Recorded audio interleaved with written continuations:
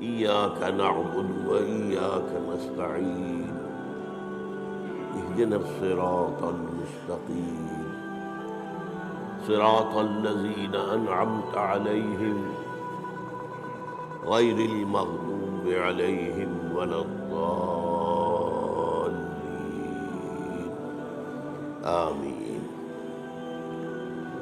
رب اشرح لي صدري ويسر لي أمري واحلل عقدة من لساني يفقهوا قولي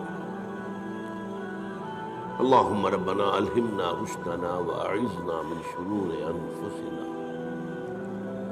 اللهم أرنا الحق حقا وارزقنا اتباعه وأرنا الباطل باطلا وارزقنا اجتنابه آمین یا رب العالمین۔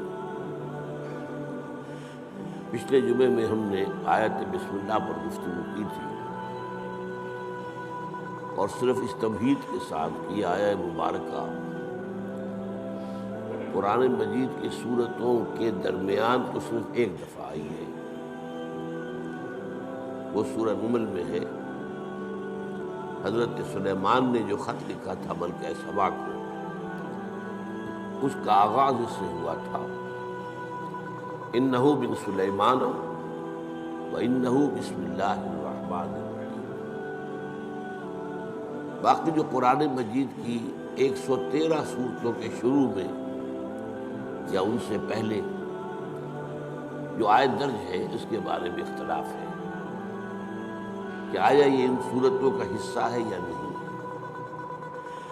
اکثر کی رائے یہ ہے کہ سورتوں کا حصہ نہیں ہے، بلکہ علامت کے طور پر کہ ایک سورت ختم ہو گئی دوسری شروع ہو رہی ہے،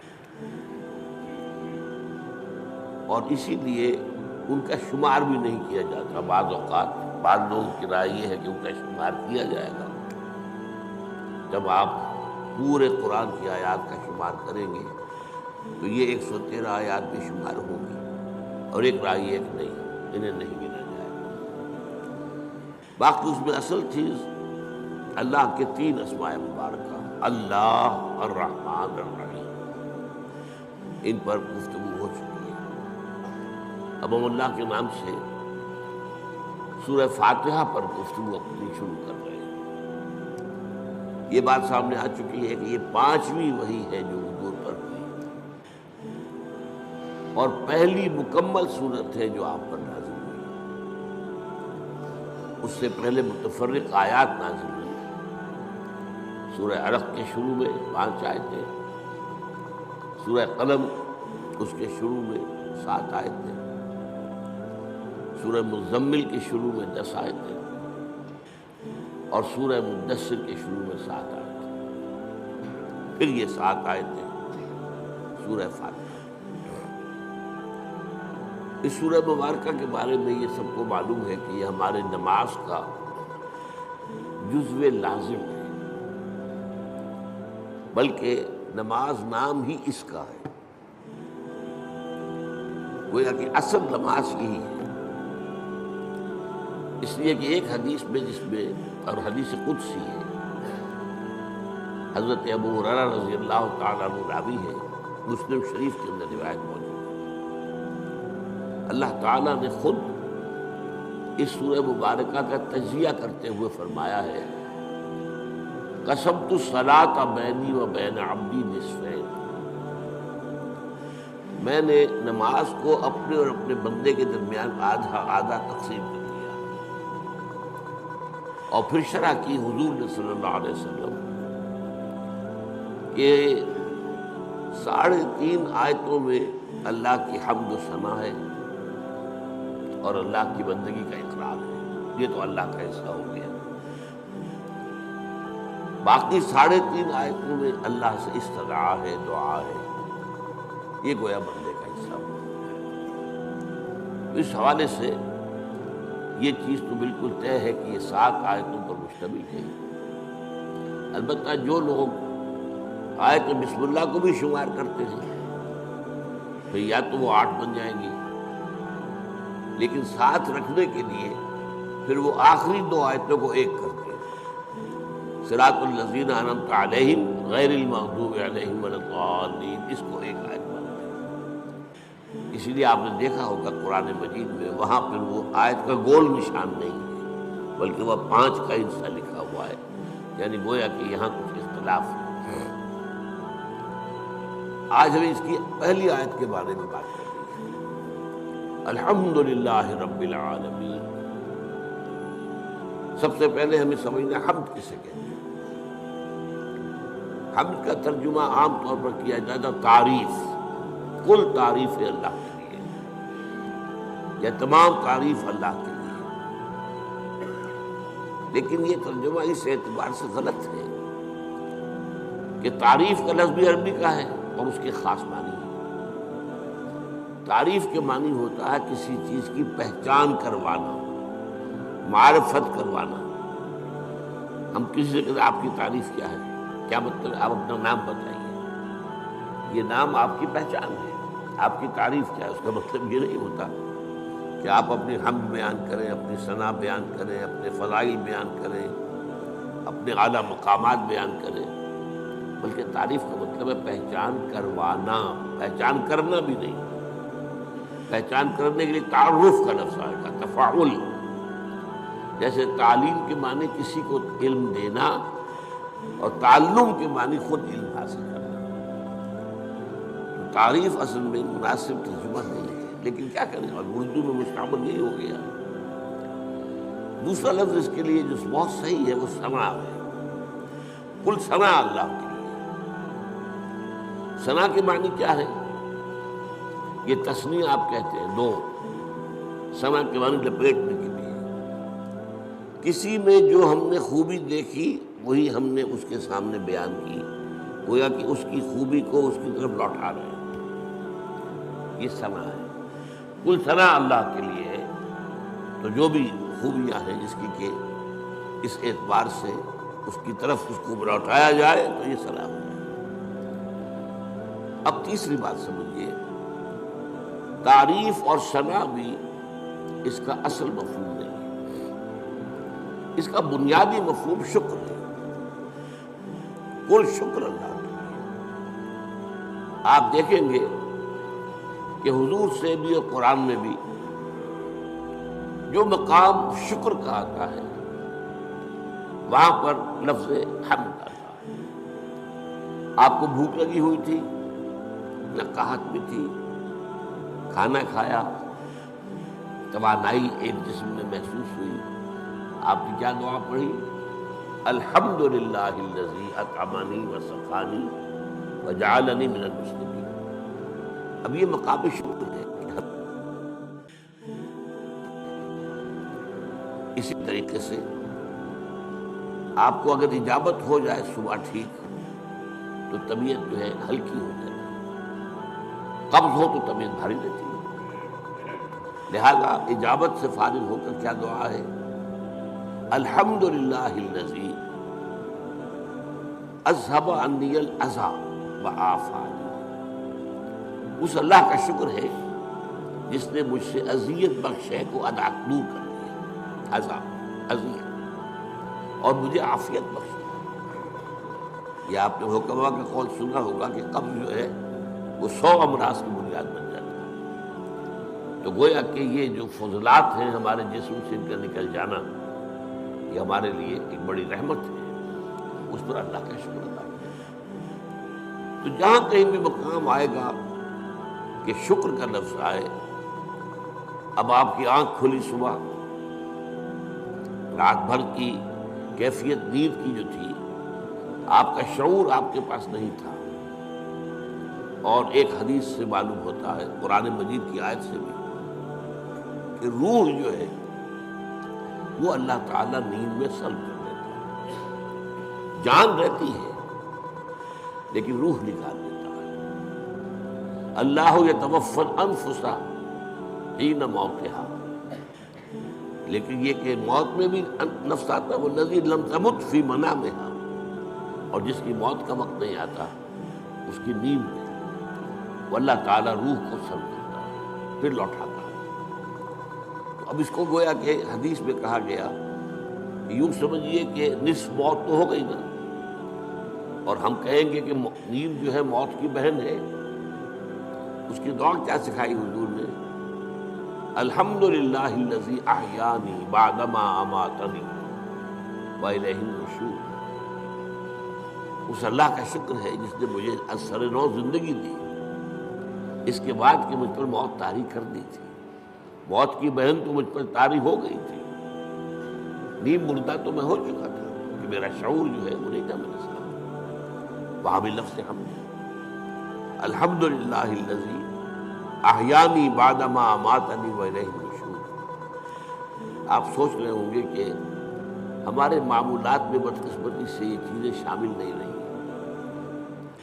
یہ ذکر کی بہت عمدہ شکل ہے جسے کہتے ہیں کہ حضور نے قرآن میں آیا الذین یذکرون اللہ قیاما وقعودا وعلی جنوبہم، وہ لوگ جو اللہ کو یاد کرتے ہیں کھڑے ہوئے، بیٹھے ہوئے، لیٹے ہوئے، ہر حال میں.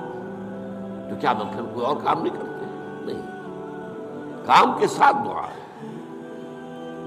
آپ کی آنکھ کھلی، الحمدللہ الذی احیانی بعدما اماتنی والیہ النشور.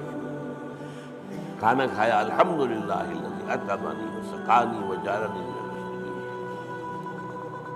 اجابت ہوئی، الحمدللہ الذی اذھب عنی الاذی وعافانی. یہ جو مصنون دعائیں ہیں، ان سے جیسے کہ ہم کہتے ہیں کہ ایک تیر سے دو شکار، دو نسبتیں قائم ہو جائیں. ایک اللہ سے نسبت قائم ہو گئی، ہم نے اس کا حمد کی، ہم نے اس کا شکر ادا کیا، تعلق قائم ہوا. ایک رسول کے ساتھ نسبت ہو گئی کہ مسنون دعا ہے. ہم اس شکر کے ادا کرنے میں اپنے الفاظ نہیں استعمال کر رہے، بلکہ وہ کر رہے ہیں کہ جو نبی اکرم صلی اللہ علیہ وسلم. تو دونوں نسبتیں اللہ کا ذکر، اس میں وقت تو کوئی نہیں لگا. بہرحال شکر جو ہے در حقیقت وہ اس حمد کا نیوکلیس ہے. البتہ شکر، اور عام معنی میں اب لفظ استعمال کر رہا ہوں میں تعریف، اس میں جو ایک باریک سا فرق ہے وہ کیا ہے؟ شکر کیا جاتا ہے اس چیز پر جس کا آپ کو فائدہ ہوا ہو، جس سے آپ کو کچھ حاصل ہوا ہو، جس سے آپ کی کوئی ضرورت پوری ہوئی، جس سے آپ کی کوئی تکلیف رفع ہوئی، جس سے آپ کی کوئی حاجت پوری ہوئی. شکر اس پر.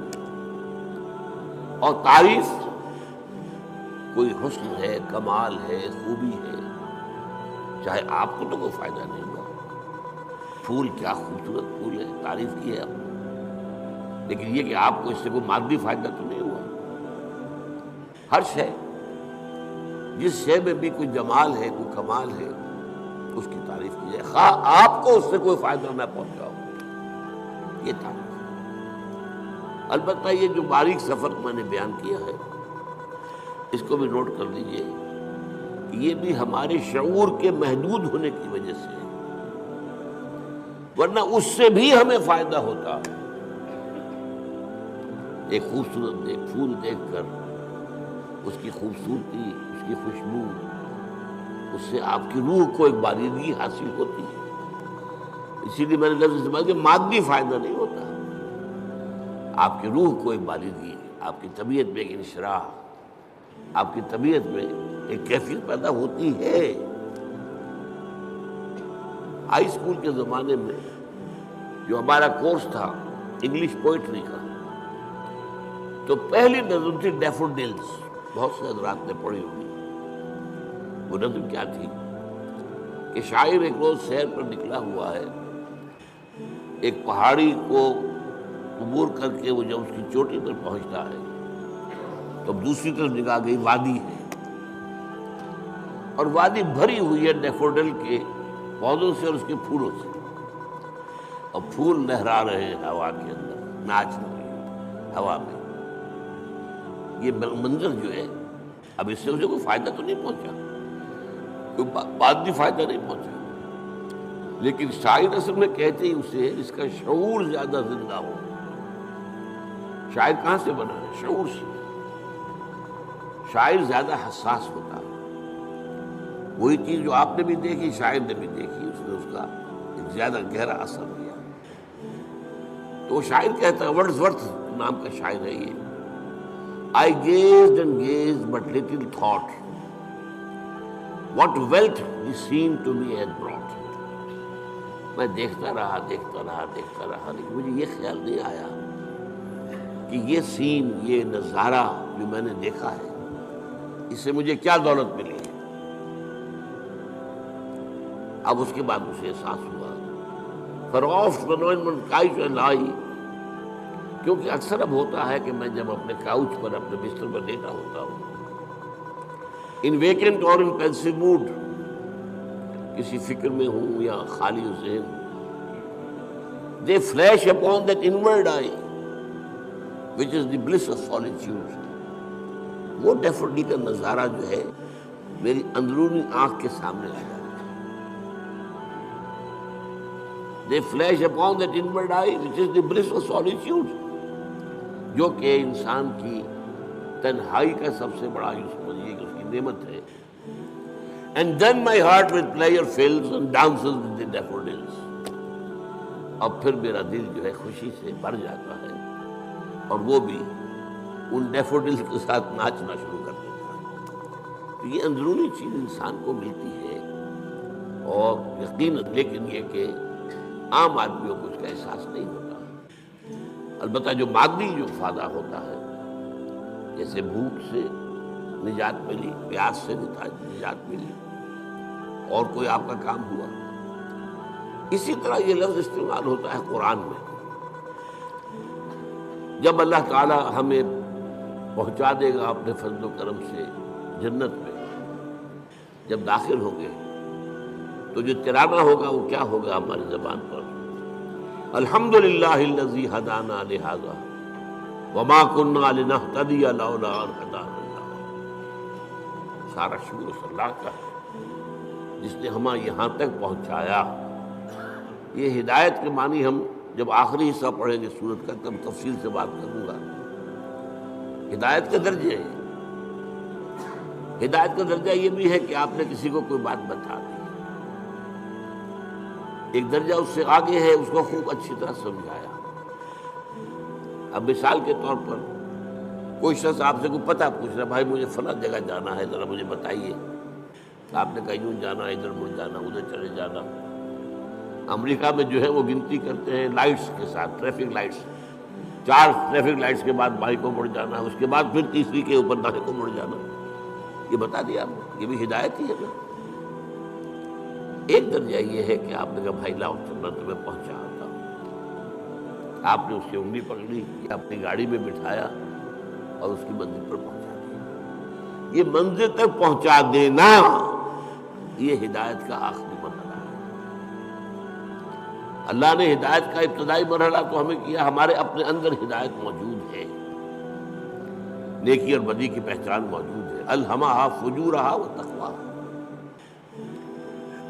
ہماری روح کے اندر اللہ کی معرفت بھی ہے اور محبت بھی ہے، موجود ہے۔ پردے پڑ گئے ظہول کے، غفلت کے، ہماری ساری توجہ جو ہے دنیا میں ہم گم ہو کر رہ گئے، ورنہ ہمارے اندر ہے سب کچھ۔ قرآن کہتا ہے فطرت اللہ التی فطر الناس علیہا، یہ انسان کو جو بنایا اللہ نے یہ فطرت اللہ پر بنایا، فطرت اللہ التی فطر الناس علیہا ہے۔ ہمارے اندر معرفت بھی ہے، محبت بھی ہے، محبت بھی خابیدہ ہے، اور معرفت کے اوپر بھی ظہول کے پردے پڑے ہوئے۔ اسی لیے قرآن اپنے آپ کو کیا کہتا ہے؟ تذکرہ، کلا انہا تذکرہ، یاد دہانی ہے۔ فذکر بالقرآن من یخاف وعید، آپ تذکیر کیجیے، یاد دہانی کرائیے۔ یہ تعلیم نہیں ہے، تعلیم تو اس چیز کی ہوتی ہے جو پہلے انسان کو معلوم نہ ہو۔ تذکیر وہ ہے جو آپ کو یاد تھی، معلوم تھی، بھول گیا، لیکن آپ کے علم میں تھی، بھول گئے۔ تذکیر، یاد دہانی، بھئی فلاں وقت ہوا تھا نا معاملہ، تمہیں یاد نہیں رہا، یہ آپ تذکیر کر رہے ہیں۔ کوئی ادھر ادھر کی بات کر کے آپ بتائیں گے یاد آ جا، ہاں مجھے یاد آ گیا، یہ تذکیر۔ تو قرآن تذکیر کے لیے آیا، تذکرہ ہے، ذکرہ بھی کہا گیا۔ وَلَقَدْ يَسَّرْنَا الْقُرْآنَ لِلذِّكْرِ فَهَلْ مِن مُدَّكِرٍ، اس یاد دہانی کے، ورنہ تمہارے اندر موجود ہے۔ اللہ کی معرفت ہے، اللہ کی محبت ہے، نیکی اور بدی کا شعور ہے، یہ دے کر دنیا میں بھیجا ہے۔ اور اس کے بعد یہ ہے کہ اس سے اگلی ہدایت اللہ نے اپنی کتابیں نازل کر دی، اللہ نے اپنے نبی بھیج دیے، اپنے رسول بھیج دیے۔ پھر اس سے اگلی ہدایت کیا ہے؟ تم ارادہ کرو خیر کا، اللہ توفیق دے گا اور انگلی پکڑ کر تمہیں پہنچائے گا۔ یہ ہے ہدایت کی وہ آخری منزل کہ جب وہ داخلہ ہوگا تو اہل جنت کی زبان پر یہ حمد کا ترانہ ہوگا، الحمدللہ الذی ہدانا لہذا وما کنا لنہتدی لولا ان ہدانا اللہ۔ اس میں یہ ہے کہ وہاں پہنچا دینا، لیکن اس دعا کو آپ یاد کر لیجئے، کبھی کوئی نئی بات آپ کے علم میں آ گئی تب بھی آیت پڑھیے، یہ اللہ نے مجھے علم دیا ہے، ہم اس قابل نہیں تھے کہ علم خود حاصل کر لیتے۔ وہ اس آیت کا ترجمہ کیا ہے؟ کل حمد کل شکر اس اللہ کا ہے جس نے ہمیں یہاں پہنچایا جنت تک۔ ہم پہنچنے والے نہیں تھے، ہم اپنے بل پر، اپنی سمجھ سے، اپنی کوشش سے پہنچنے والے نہیں تھے۔ وما کنا لنہتدی لولا ان ہدانا اللہ۔ اسی طرح آپ کو کسی مجلس میں کوئی آپ کو محسوس ہو کہ آپ کے دل کو کوئی روشنی ملی ہے، کوئی آپ کو ہدایت کا کوئی نقطہ ہاتھ آیا ہے، کوئی ہدایت کی طرف آپ کی کوئی توجہ ہوئی ہے، یہ دعا مانگیے، الحمدللہ الذی ہدانا لہذا وما کنا لنہتدی لولا ان ہدانا اللہ۔ چاہے وہ کسی کے ذریعے سے آیا ہو، لیکن الٹیمیٹ سورس تو اللہ ہے نا۔ خود اس کو کس نے بتایا تھا؟ اللہ نے بتایا تھا۔ ہمیں جس نے سکھایا ہے اسے کس نے سکھایا تھا؟ اللہ نے سکھایا تھا۔ اسی طرح الحمدللہ الذی صدقنا وعدہ واورثنا الارض نتبوأ من الجنۃ حیث نشاء۔ ایک جگہ یہ ترانہ آیا، جنت والے ترانہ جو ہے کل حمد کل شکر اس اللہ کا ہے جس نے ہم سے اپنا وعدہ سچا کر دکھایا۔ اس نے ہم سے کہا تھا کہ تم میرے راستے میں چلو گے میں تمہیں جنت دوں گا، آج ہمیں اللہ نے وہاں پہنچا دیا۔ صدقنا وعدہ، اس نے اپنا وعدہ ہمارے ساتھ سچ کر دکھایا اور ہمیں بنا دیا وارث، اس جنت کی زمین کا وارث بنا دیا۔ ہم جہاں چاہے ڈیرا لگائیں، کھلی چھوٹ ہے ہمیں۔ الحمدللہ الذی صدقنا واورثنا الارض، زمین کا ہمیں وارث بنا دیا۔ اس سے بعض حضرات کیا ہے یہ کہ جنت کی ابتدائی منزل اسی زمین پر ہوتی ہے، زمین کا وارث بنا دیا گیا۔ واورثنا الارض، بعض نے کہا ارض سے مراد ارض جنت ہے، جنت کی زمین کا ہمیں وارث بنایا۔ لیکن میری ذاتی رائے بھی یہی ہے، اصل میں حساب کتاب یہی ہوگا، میدان حشر اسی زمین میں ہوگا، اس لیے کہ قصہ زمین برسر زمین، آپ نے نیکی یہی کمائی ہے، بدی بھی یہی کمائی ہے، اس کی سزا بھی یہی ہوگی اور اس کی جزا بھی شروع یہاں ہوگی، لیکن شروع ہوگی، جزا کے مرحلے ہیں، پھر اس کے بعد جنت، آسمانی جنتوں کی طرف عروج ہوگا۔ لیکن وہ جو میں نے کئی دفعہ آپ کو بتایا ہے، قرآن مجید میں ایک نزول کا لفظ آتا ہے، نزول، اور ایک عربی میں ضیافت کا لفظ، ان دونوں میں فرق کیا ہے؟ نزیل کہتے ہیں کسی مہمان کو جب کہ وہ فوراً آیا آپ کے یہاں، نظرا اترا، کوئی اونٹ سے اترا آپ کے دروازے پر، نزیل ہے، گھوڑے سے اترا آپ کے دروازے پر، نزیل ہے، کسی خچر پر تھا، گدھے پر تھا، اترا، نزیل ہے۔ آج آپ کار سے اترتے ہیں، نزیل ہے، نظرہ تو ہے۔ آتے ہی آپ کیا کرتے ہیں؟ موسم کے لحاظ سے کوئی ٹھنڈا یا گرم، فوری طور پر ٹھنڈا یا گرم جو ہے اس کی تبادل کی جائے گی، پھر ضیافت ہوگی، پھر اہتمام ہوگا، پھر جو ہے آپ اہتمام کے ساتھ کھانا تیار کریں گے، اس کو ضیافت ہے۔ یہ جو قرآن مجید میں یہ نقطہ جو ہے بعض لوگوں کو بہت پریشان کرتا ہے، ذرا لطیف مزاج رکھنے والے لوگوں کو، یہ کیا جنت کے اندر اللہ تعالیٰ حوریں ہوں گی، غلمان ہوں گے، شہد ہوگا، دودھ ہوگا، پھل ہوں گے، یہ مادی چیزیں جو ہیں ان کی کیا قدر و قیمت ہے؟ کیا یہی کچھ ملنا ہے؟ اس کا جواب یہی ہے، یہ نزل ہے، ابتدائی جو ہے مہمان نوازی اس سے اور کیوں ہونی ہے؟ ایک بندہ مومن اپنے راستے پر اگر وہ چلتا ہے ایمان اور اسلام پر تو اس دنیا میں نعمتوں میں سے اکثر آلات میں محروم رہتا ہے۔ حلال کے ذریعے سے کہاں آپ پھل لائیں گے، کہاں اپنے بچوں کو پھل کھلائیں گے؟ آپ کو ٹنڈی ترشی کے ساتھ جو ہے آپ نے اپنے نفس کے اوپر بھی قابو رکھا ہے، آپ نے کوئی جنسی جو ہے بے راہ روی اختیار نہیں کی ہے۔ یہ جن خواہشات کو جو اللہ نے ہمارے اندر رکھی ہوئی ہیں ان کو کنٹرول کیا، روکا ہے۔ نہن نفس عن الہوی، خواہشات سے اپنے نفس کو روکے رکھا۔ تو میں کہتا ہوں اس کا منطقی جگہ یہی ہونی چاہیے کہ ان خواہشات کی بھرپور تسکین کا سامان کر دیا جن سے تم نے ہمارے راستے پر چلنے کی وجہ سے اپنے آپ کو محروم رکھا۔ لیکن یہ نزل ہو، آخری جنت کی جو نعمتیں ہیں جو اور آگے درجے کھلیں گے، پھر چڑھنا ہوگا، صعود ہوگا۔ اس صعود کے بارے میں تو فرمایا ما لا عین رأت ولا اذن سمعت وما خطر علی قلب بشر۔ وہ جو اوپر کی جنتیں ہیں ان کی نعمتوں کے بارے میں حضور کے الفاظ ہیں، وہ تو وہ ہے جو نہ کسی آنکھ نے دیکھی، نہ کسی کان نے سنی، نہ کسی کے دل میں ان کا احساس اور ادراک وارد ہوا۔ وہ یہاں بیٹھ کر تم اندازہ کر ہی نہیں سکتے۔ یہ تو ہم اندازہ کر سکتے ہیں کہ وہاں انگور ہیں، وہاں کھجوریں ہیں، وہاں جو بھی ہیں پھل ہیں، رمان ہیں، انار ہیں، وہاں دودھ ہے، وہاں شہد ہے، وہاں ہر چیز موجود ہے، یہ تو ٹھیک ہے۔ اگرچہ ان کے ذائقے جو ہوں گے وہ یہاں کے ذائقے کے مقابلے میں، چنانچہ 30 سے جو رکوع ہے سورہ بقرہ اس میں کہا گیا اتوبہ متشابہہ، وہ ملتی جلتی چیزیں ہوں گی۔ یہ بھی انار ہے، یہ انار، لیکن جنت کا وہ انار کچھ اور ہی ہوگا، اس کا ذائقہ آپ نے اس وقت تصور نہیں کر سکتے۔ اس انگور کا ذائقہ کچھ اور ہی ہوگا۔ آپ شہد جو ہے دنیا کا کتنا کھا لیں گے، تھوڑا سا دے کر دل بڑھ جائے گا، وہ شہد ایسا نہیں ہوگا۔ جیسے وہاں کی آگ ایسی نہیں کہ ایک دفعہ جلا دے تو بس جل گیا جسم، نہیں، پھر کھال دے دی جائے گی، پھر جو ہے دوبارہ اس کے اندر حس پیدا کر دی جائے گی۔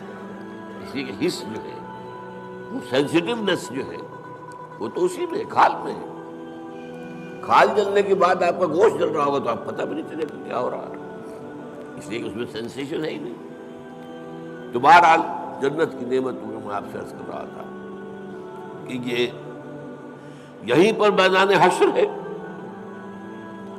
اب میرا گمان ہے، اب یہ باتیں جو ہیں وہ یقین کے درجے میں نہیں ہے، نہ ان پوس بانی میں آپ لیجئے۔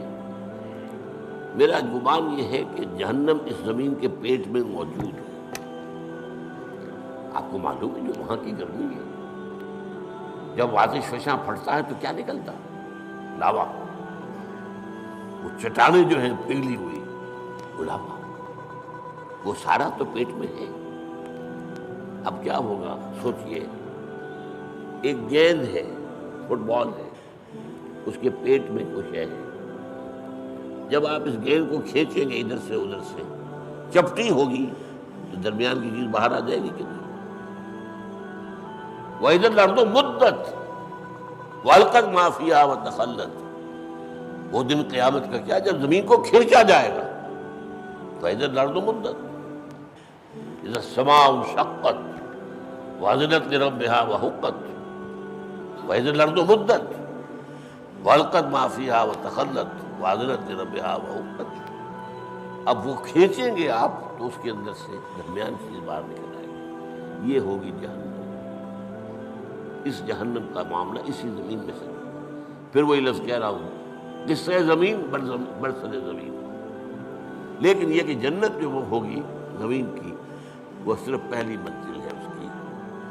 وہ آپ کہہ لیجئے کہ وہ در حقیقت استقبالیہ ہے جو وہاں پر ہو رہا ہے، اور وہاں پر نزل دیا جا رہا ہے۔ یہ ساری چیزیں جو گنوائی گئی ہیں قرآن میں، یہ نزل کے نتیجے میں، پھر اونچے درجے ہوں گے، پھر اونچے درجے ہوں گے۔ تو بہرحال یہ میری بات کہاں سے چلی تھی؟ الحمدللہ الذی صدقنا وعدہ واورثنا الارض نتبوأ من الجنۃ حیث نشاء۔ کل شکر اس اللہ کا ہے جس نے ہم سے اپنا وعدہ پورا کیا اور ہمیں زمین کا وارث بنا دیا۔ یہ زمین جیسا کہ میں نے کہا اکثر کے نزدیک تو جنت ہے، جنت کی زمین جس کا وارث ہم بنے، لیکن بعض کا خیال، میری رائے بھی یہی ہے، وہ یہی زمین ہے، اس لیے کہ آپ کو معلوم ہے سورہ فجر میں کیا فرمایا؟ وَجَاءَ رَبُّكَ وَالْمَلَكُ صَفًّا صَفًّا۔ جاء ربک، آ جائے گا تمہارا رب۔ اللہ تو نزول فرمائے گا، میدان حشر میں آئے گا، یہی مقدمہ ہوگا، یہی عدالت لگے گی۔ جاء ربک والملک صفا صفا، تمہارا رب بھی آ جائے گا اور پھر فرشتے ہوں گے صفے باندھے ہوئے، قطارۃ القطار، یہ نزول ہو۔ وَيَحْمِلُ عَرْشَ رَبِّكَ فَوْقَهُمْ يَوْمَئِذٍ ثَمَانِيَةٌ۔ وہ جب اللہ تعالیٰ اپنے اس عرش سے اتر کے اس زمین تک آئے گا، اب وہ کیا کیفیت ہوگی، آپ اس کے لیے کچھ نقشہ ذہن میں، کوئی مادی کو وجود اللہ کا نہ سمجھیے، لیکن کوئی کیفیت ہے جس کا نام، جس کو ان الفاظ سے تعبیر کیا گیا ہے۔ الفاظ ہے تو کسی درجے میں مناسبت ہوگی، وہ حقیقت تو اس وقت کھلے گی، جیسا کہ میں نے کہا جنت کی نعمتوں کی حقیقت اس وقت کھلے گی۔ ما لا عین رأت ولا اذن سمعت وما خطر علی قلب بشر۔ اور قرآن میں جو آتا ہے لہم ما یشاؤون فیہا ولدینا مزید، اہل جنت کے لیے وہ تو سب کچھ ہوگا ہی جو وہ چاہیں گے، ہمارے پاس اور بھی بہت کچھ ہے جس کا تصور ہی نہیں ہوگا۔ میں نے اس کا ایک واقعہ یاد آ گیا مجھے، اب کئی دفعہ بیان کیا میں نے۔ میرے ایک دوست ہے ڈاکٹر یقین صاحب کے باعث چشم، انہوں نے مجھے سنایا، وہ جا رہے تھے لندن، اب ان کے بچے جو ہے کوئی کہا تھا میرے لیے یہ لائیے، میرے لیے یہ لائیے، میرے لیے یہ لائیے۔ ایک چھوٹی سی بچی تھی، انہوں نے کہا ابا میرے لیے پینسل لے کے آئیے۔ اب وہ لندن سے پینسل منگا رہی، اس کا ذہن اس سے آگے ہے ہی نہیں۔ وہ لڑتی ہوگی اپنے بڑے بہن بھائیوں سے، وہ اس کو چھینتی ہوگی، مجھے دو میں کچھ لکھوں یا لکیریں کھینچوں کہیں، اور وہ بڑے بہن بھائی اس کو چھینتے ہوں گے اس سے، تو اس کے لیے تو بہت بڑی نعمت تھی پینسل، تو ابا میرے لیے پینسل لے کے آئیں گے۔ تو ہم کہاں تک تصور کریں گے؟ ہمارا ذہن بہت چھوٹا ہے۔ لہم ما یشاؤون فیہا، وہاں وہ تو سب کچھ ہے ہی ہے جس کا کہ ان کے اندر تمنا ہے، آرزو ہے، خواہش ہے، جس کی سمجھ ہے، جس کا ادراک ہے، جس کا شعور ہے۔ وَلَدَيْنَا مَزِيدٌ، ہمارے پاس اور بہت کچھ ہے۔ اور یہاں وہ جوڑ لیجئے ما لا عین رأت ولا اذن سمعت وما خطر علی قلب بشر۔ تو یہ اصل میں حمد ہے، شکر۔ الحمدللہ، یہاں الف لام جو لگ گیا ہے، اور اسے اصل میں کہا جاتا ہے لام، صرف الف لام، الف لام نہیں کہتے، لام، لام تعریف۔ الف جو ہے یہ حمزۃ الوصل کہلاتا ہے، کیونکہ کوئی لفظ جو ہے وہ ساکن لفظ سے شروع نہیں ہو سکتا۔ اب اسٹیشن تو کیا کہیں گے، سٹیشن ہو جائے گا عام طور پر، یا یو پی وغیرہ میں کیا روایت ہے، اسٹیشن، وہ اس کے ساتھ الف لگا لیتے تھے۔ سکول، سکول، سین ساکن ہے، کیسے بولے اس کو، کوئی زبر لگے گا، یا وہ اسکول، اسکول، اسٹیشن۔ تو ہمارے ہاں کالج میں چڑھاتے تھے لوگ ایک دوسروں کو، جو یو پی سے آئے تھے، ان سے کہا آج تم اسکول کہتے ہو، تم اسٹیشن کہتے ہو، اور وہ کہتے تم اسٹیشن کہتے ہو، تم سکول کہتے ہو۔ تو یہ ہے، تو یہ حمزۃ الوصل کہلاتا ہے، جوڑنے کے لیے، ورنہ صرف لام ہے، لام تعریف۔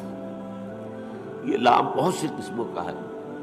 ایک تو کسی شے کو نکرہ سے معرفہ بنا دینا، العلم، علم، علم نکرہ، وہی علم، العلم معین علم، خاص علم، یا مکمل علم، یا حقیقی علم، ال سے وہ نکرہ سے معرفہ بن گیا. ایک ال کا معنی یہ لام جو ہے حصر ہوتا ہے. الانسان کل کے کل انسان. الانسان کا مطلب یہ ہوا یا تو وہ جو معرفہ بنایا تو یا تو ہوگا کوئی معین انسان اور یا کل انسان. والعصر ان الانسان لفی خسر. زمانے کی قسم ہے تمام انسان خسارے میں ہے، گھاٹے میں. تو الف لام، لیکن لام کہنا چاہیے یہاں کل کے معنی میں. کل تعریف اللہ کے لیے، کل ثنا اس کے لیے، کل شکر اس کا.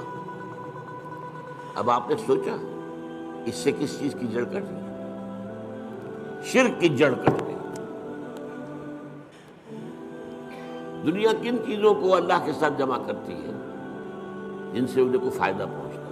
سورج دیتا، ہاتھ جوڑ کے کھڑے ہو، انہیں پتہ ہے اسی کی تمازت سے ہماری فصلیں پکتی ہیں، ہمیں معلوم ہے اسی سے ہوائیں چلتی ہیں، وہ ہوائیں بارش لے کے آتی ہیں. گویا کہ اس حیات عرضی، اس زمین پہ جو حیات ہے وہ کل کی کل صورت کی ممنون احسان ہے. لہذا ہاتھ جوڑ دیا، سجدہ کر دیا سجدے. لیکن اگر معلوم ہو کہ سورج میں کچھ نہیں ہے، جو کچھ اس میں ہے وہ اللہ کا پیدا کرتا ہے، تو الحمدللہ، کل شکر اللہ. یہ الحمدللہ جو ہے یہ در حقیقت جڑ کاٹ دینے والا ہے شرک. کسی اور میں کوئی خوبی دیکھی، پھول خوبصورت ہے، آپ کہیں گے، عام آدمی کہے گا بڑا خوبصورت پھول ہے. بندہ مومن کیا کہے؟ سبحان اللہ، اسے تو اللہ یاد آیا، اس پھول میں تو کچھ نہیں ہے، تو اللہ کی طرف سے عطا کرتا ہے. آپ کو تصویر دیکھتے مصور کی، اگر وہ بہت اچھی بنی کس کی تعریف کرتے ہیں؟ مصور کی کہ تصویر کی؟ تعریف تو مصور کی ہے، جس نے کہ تصویر کیسی ہے بنائی ہے. تو در حقیقت الحمدللہ. اور یہ جان دیجیے یہی شکر جو ہے یہی عبادت کی شکل اختیار کرتا ہے. کیوں؟ اس لیے کہ ایک اصول ہے فطرت انسانی کے اندر مضمر ہے، هل جزاء الاحسان الا الاحسان. یہ سورہ رحمان کی آیت ہے. بھلائی کا بدلہ بھلا ہی ہوگا. کسی نے آپ کے ساتھ کوئی خیر کیا ہے، اچھا کام کیا ہے، آپ کے دل میں ہوگا میں بھی اس کی بھی خدمت کروں. اگر انسانیت آپ میں ہے تو اس شکر کا بدلہ، جیسے کہ ہمیں معلوم ہے کہ حضور ہدیہ قبول کرتے تھے لیکن ہدیہ دیتے بھی تھے. چنانچہ جو بھی کوئی آپ کے ساتھ بھلائی کرے آپ اس کے ساتھ بھلائی کریں. والدین کی بھلائی وہ اتنی ہے کہ ہم کتنی ہی خدمت کر لیں ان کا حق ادا نہیں ہوگا، اور سوائے اس کے کوئی چارہ کار نہیں کہ اللہ ہی سے دعا کرے، اے اللہ ارحمہما کما ربیانی صغیرا. پروردگار جس طرح میرے والدین نے مجھے پالا پوسا جبکہ میں چھوٹا سا تھا، تو ان پر رحم فرما. میں ان کا حق ادا نہیں کر سکتا. بس البتہ یہ کہ انسان مقدور بر تو کرتا ہے، سلیم الفطرت انسان ہو، فطرت کج نہ ہو گئی ہو، پرورٹڈ نہ ہو، تو والدین کی خدمت، بوڑھے والدین کو. آپ کو معلوم ہے صرف 2 چیزیں ہیں جن کے بارے میں کہا گیا ان کو دیکھنا بھی عبادت ہے. محبت اور تعظیم کی نگاہ سے کعبے کو دیکھنا عبادت ہے. چاہے آپ طواف نہیں کر رہے، چاہے آپ کوئی نماز نہیں پڑھ رہے، کعبے کے سامنے بیٹھ کر محبت اور تعظیم کے ساتھ اس کو دیکھنا عبادت ہے. بوڑھے والدین کو دیکھنا محبت کے ساتھ عبادت یہ حضور نے فرمایا. تو آپ جو ہے اپنی امکانی حد تک جو اس کا آپ جو ہے بدلہ اتارتے ہیں. انہوں نے پالا پوسا جبکہ میں چھوٹا سا تھا، میری ضروریات پوری کی. اب یہ بوڑھے ہیں، یہ محتاج ہیں، اب ان کی ضرورتیں میں پوری کروں. اگرچہ جیسا کہ میں نے کہا کہ حق ادا نہیں ہو سکتا، لیکن اب آپ سورج کا کیا حق ادا کریں گے؟ کچھ بھی نہیں کرتے. یہ جذبہ شکر جو ہے سورج کا، یہ عبادت کی شکل اختیار کرتا ہے. جہاں آپ کو بدلہ نہیں دے سکتے، سر جھکا دیجیے، تعظیم کیجیے، اس کے سامنے سجدہ کیجیے. یہی تو ہے شکر سے عبادت ہے، یہ فلسفہ ہے، سمجھ لیجیے، شکر کی بنیاد پر عبادت ہے۔ اسی لیے تو جس کو کہا حضور نے، اور میں نے ابھی حدیث آپ کو سنائی تھی، حدیث قدسی، الصلاۃ، جو اصل دعا ہے اس کی پہلی آیت ہی ہے الحمدللہ رب العالمین۔ قرآن کی پہلی آیت، پہلا لفظ کیا ہے قرآن کا؟ اگر آیت بسم اللہ اس میں شمار نہ کی جائے، جیسا کہ میں نے کہا کہ غالب رائے یہی ہے کہ وہ اس کا حصہ نہیں ہے، تو پہلا لفظ قرآن کا کیا؟ الحمد۔ اور آپ کو معلوم ہے یہ لفظ کتنا پیارا ہے اللہ کو۔ حضور کے نام سارے کے سارے اسی مادے سے ہیں۔ محمد ہم سے، احمد ہم سے، محمود، حامد ہم سے۔ اور اس امت کا نام پتہ ہے کیا ہے؟ حمادون، اللہ کی بہت حمد کرنے والے۔ حماد یہ مبالغے کا صیغہ ہوگا، اللہ کی بہت حمد کرنے والے۔ اور ایک خاص بات یاد آئی ہے، حضور کی ایک حدیث ہے بڑی عجیب۔ قیامت کے دن وہ میدان حشر، جس کا میں نے نقشہ آپ کے سامنے بھی کھینچا ہے، ایک تو یہ کہ وہاں حضور کو ملے گا کیا مقام؟ مقاماً محمودا، وہی لفظ ہم نے۔ اور سب سے بڑی بات یہ، حضور نے فرمایا لواء الحمد بیدی، حمد کا جھنڈا میرے ہاتھ میں ہوگا، اور اس دن میں اللہ کی وہ حمد کروں گا جو آج نہیں کر سکتا۔ اس نقطے کو سمجھنا ہوگا، غور کرنا ہوگا۔ ہر شے کی حمد اس کے ادراک اور شعور کے مطابق نہیں ہوگی۔ کسی نے آپ کے ہاتھ پر ہیرا رکھا، آپ نے سمجھا شیشے کا ٹکڑا ہے، تو کیا شکر کریں گے آپ؟ اگر معلوم ہو یہ ہیرا ہے تو شکر جو ہے اس کے متناسب شکر آپ کے قلب میں پیدا ہوگا۔ معرفت جو اس وقت ہوگی وہ آج نہیں ہے، پردے اٹھ چکے ہوئے۔ آج چاہے اب بھی حضور کی معرفت ظاہر بات ہے کہ تمام انسانوں میں، مخلوقات میں سے بڑھ کر ہے، لیکن یہ کہ وہاں جب بے پردہ ہوگا وہاں تو فرمایا کہ وہ جو حمد میں اس میں بیان کروں گا وہ آج ہے۔ الحمدللہ، اللہ پر ہم گفتگو کرتے ہیں، کل حمد کل شکر اللہ کی، لہذا تعریف اسی کے لیے ہوگی، ثنا اسی کی ہوگی، شکر اسی کا ہوگا، عبادت اسی کی ہوگی۔ الحمدللہ رب العالمین۔ رب، اب رب سے کہتے ہیں، رب کے معنی ہے مالک، اور کسی چیز کو پروان چڑھانے والا، خاص تعلق ہے۔ جو مالک ہوگا کھیتی کا وہ اسے پروان چڑھائے گا، بڑھائے گا۔ رب المال، سرمایہ والا، وہ سرمایہ کو بڑھانے کی فکر کرے گا۔ مزاربت ہو رہی ہے، ایک شخص کا سرمایہ ایک محنت کر رہا ہے، یہ رب المال کہلاتا ہے۔ رب المال، رب الدار، گھر کا مالک، تمام جہانوں کا رب۔ اب یہ تمام جہان کون سے ہیں؟ ایک عالم دنیا ہے، ایک عالم آخرہ ہے، ایک عالم برزخ ہے، ایک عالم ملکوت ہے، ایک عالم ملائکہ ہے، ایک عالم حیوانات ہے، ایک عالم انسانیت ہے۔ جتنے چاہے جوڑتے چلے جائیے، یہ سارے عالم، ان سب کا رب وہی ہے۔ یہ بھی در حقیقت اسی شرک کو کاٹنے والا ہے، یہ کوئی بھی اس میں شریک نہیں ہے۔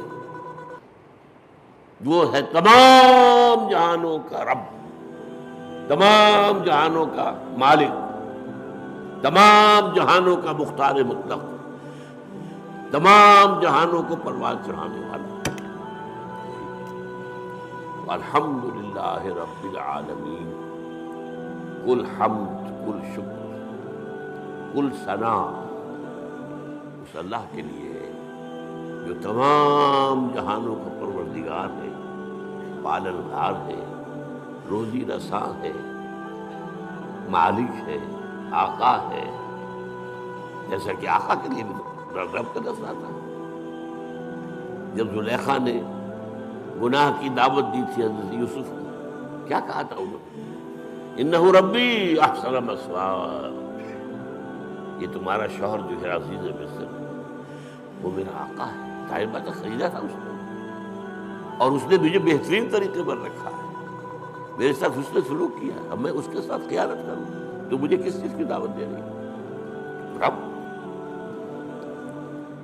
تو اسی طریقے سے حضرت یوسف کے پاس جب ایلچی پہنچا تھا جیل میں، تو کہا گیا جاؤ اپنے رب کے پاس، میں نہیں جاؤں گا اس کے پاس جب تک کہ وہ معاملہ طے نہ ہو جائے جو مجھے بدنام کیا گیا تھا اور بدنام کر کے جیل میں پہنچایا گیا تھا۔ واقعی میں داغدار تھا یا نہیں؟